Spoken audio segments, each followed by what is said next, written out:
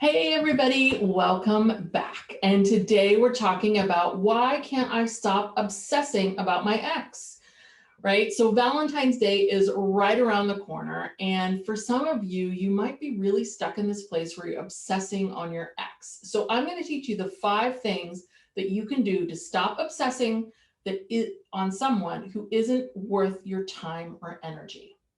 For the best advice, guidance, and actionable tools, please check out my YouTube channel and subscribe. Every Thursday, I drop a new video.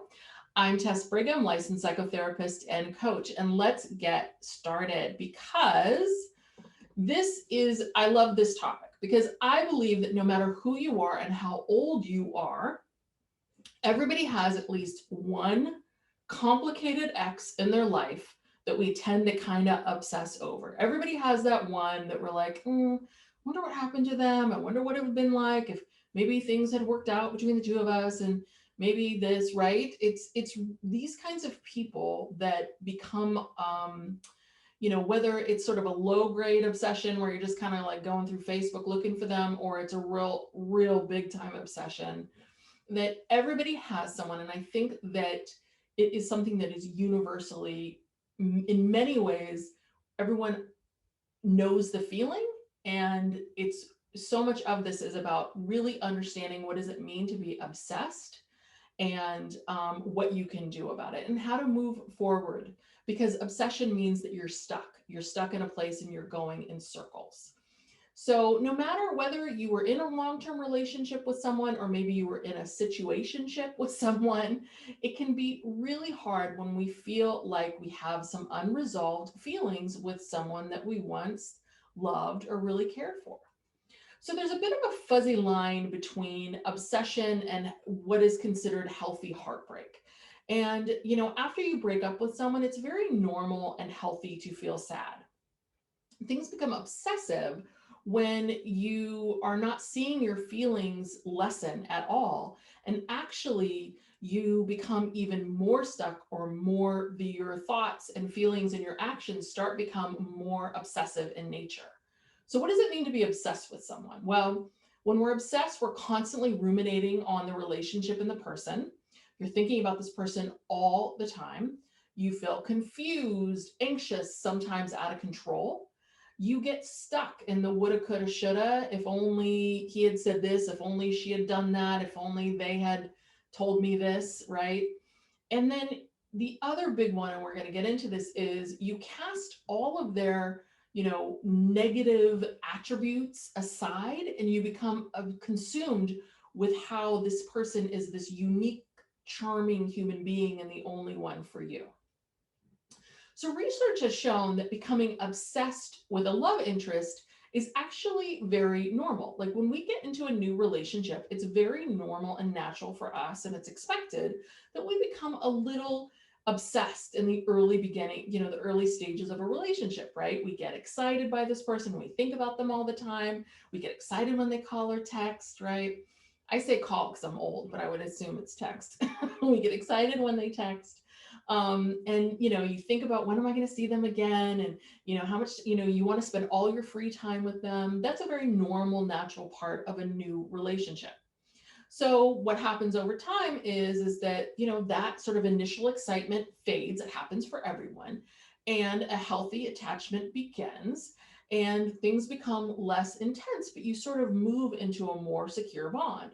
There's less of this, oh my gosh, will he or won't he text, that kind of thing. And there's more of, oh, I know he'll text, but we're moving into a deeper part of our relationship. That's not what I worry or wonder about. I'm thinking about maybe the future, or I'm thinking about building a life with this person. So one of the things that's really interesting is if the relationship that you feel like you're obsessing over with your ex, if your relationship with this person never got past this early obsessive phase, the entire relationship was this giant question mark of, will he or she respond to me text, will I see them or not? Or they were very, if you know anything about attachment theory or read the book Attached, you always sort of feel like they were avoidant or distant from you, then what happens is your relationship in many ways gets stuck in that place. So if you started the relationship, or I should say situationship, if you started it in this place of never quite knowing where you stand, never knowing completely how they felt about you, and it felt like this person was kind of in and out of your life, very avoidant, that obsession is going to be stronger, and it's going to carry itself into, what happens when you stop seeing each other or you break up or whatever it is. So I mentioned 5 things. All right. Oh, sorry. Before we get into the 5 things, one last thing. One thing that's really important to understand is that when we fall in love with someone, we get a huge dopamine hit. So, right, the dopamine is the part of the brain that's that same hit that you get when you do drugs, eat sugar, all of that. Like the neurons in your brain really fire, and you get this warm, fuzzy, pleasant feeling that says to you, "Ooh, that feels really good. I want more of that. Give me more." Okay. So what happens is if you have this relationship where you're getting like these bursts of the dopamine and the dopamine and the dopamine, and that person, goes away or the relationship ends, there is this crash of dopamine. And for some people, they're like, okay, this is part of the process. I have to let go. But for other people, that initial rush of dopamine that they felt, it becomes addictive. And what happens is it's almost like the obsession takes over, and the obsession isn't really about the person anymore. It's about trying to relive that initial rush of dopamine that you got, that initial euphoria. Okay, so now on to the 5 things that you can do. All right, so I wanted to mention the piece about dopamine and drug addiction because the first thing that you must do is, just like any other drug treatment program or any 12 steps will tell you, the first step is always acceptance and admitting you're obsessed with this person and that you have to stop this behavior.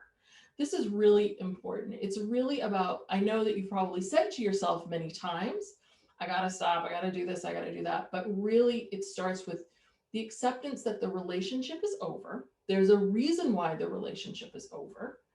And that this person, and again, like I said, it's really easy to become obsessed with someone who's very avoidant and who you never knew where you stood. So what happens is that you've got to recognize, I never felt good in the relationship. Those bursts of dopamine were nice, but I never felt great. I need to accept that the relationship is over and it's not right for me. So that's number 1, really important. Number 2 is you got to put that into action, which means no contact. Do not contact them.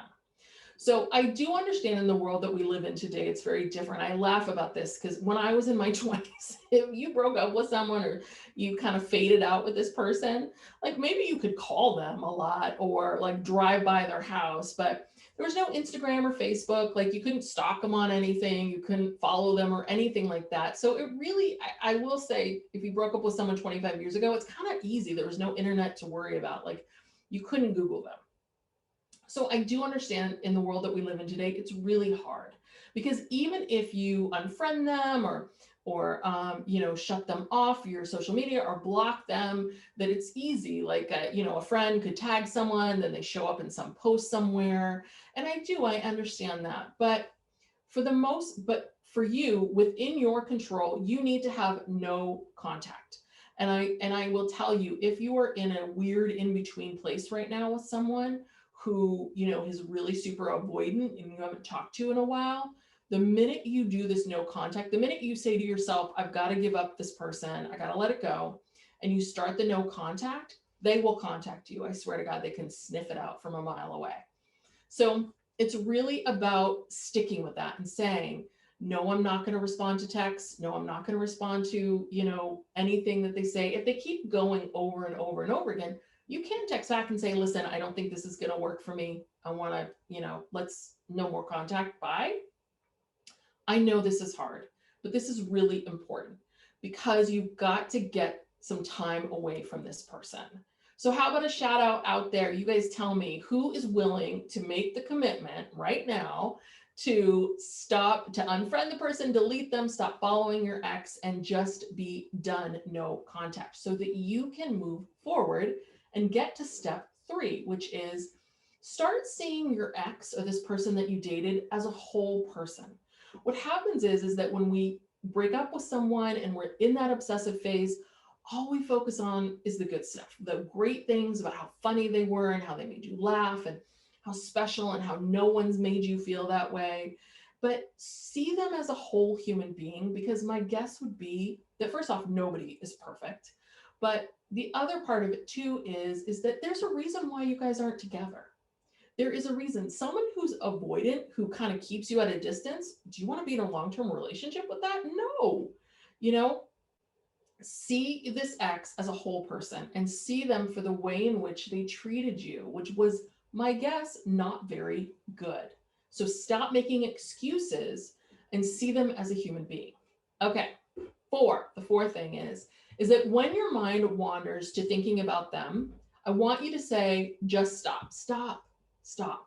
When you get into the woulda, coulda, shoulda, just stop, stop, stop. That's it. That's all you have to do. You don't have to find another way to phrase it to yourself. You don't need to analyze it again and again.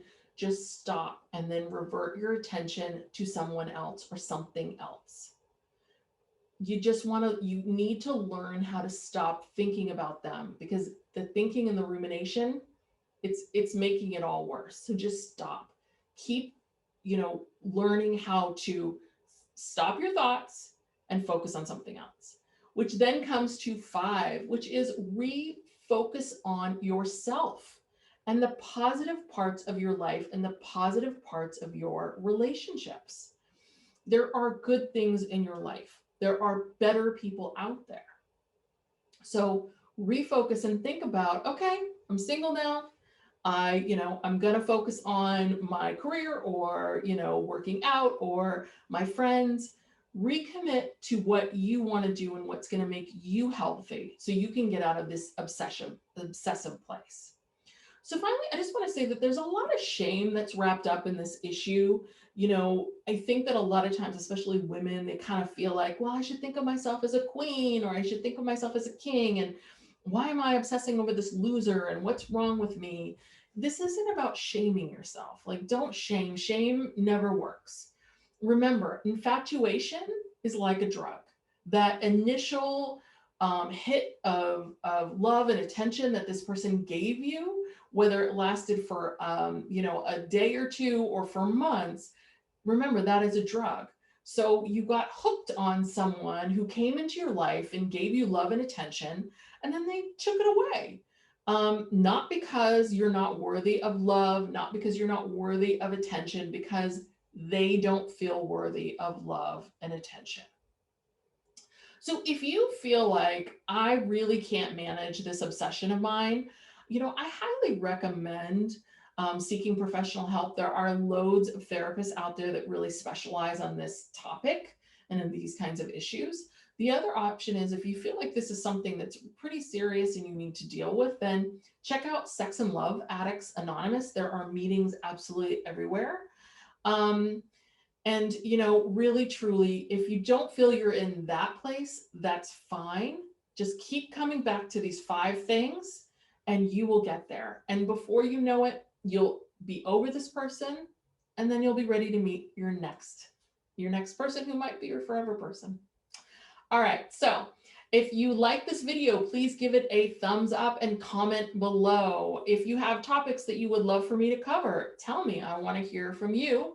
And finally, if you love this channel, what I've been talking about, please subscribe and share it with a friend.